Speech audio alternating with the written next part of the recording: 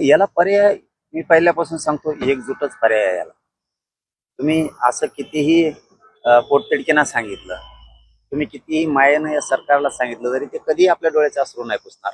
तुम्हाला आंदोलनाच्या पवित्र्यात यावं लागेल, पण कट्टरतेने यावं लागणार. तुम्हाला कुठल्या सरकारची किंवा कुठल्या राजकीय पक्षाच्या नेत्याची माया दया करून चालणार नाही, तरच न्यायपत्रात मिळू शकतो.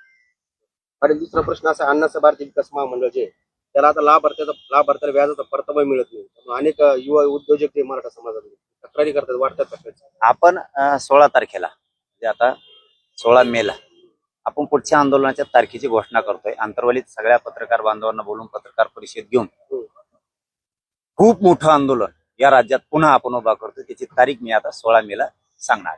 त्याचं कारण असंही म्हणलं जातं की अण्णासाहेब पाटील आर्थिक विकास महामंडळाचे व्यवस्थापक आहे, त्यांचा आणि अध्यक्षांचा वादविवाद आहे, तोच कुठेतरी याला कारणीभूत ठरतो असं बोललं जातं. मला आतलं माहिती नाही, परंतु सर्वस्वी जबाबदार सरकार असतं.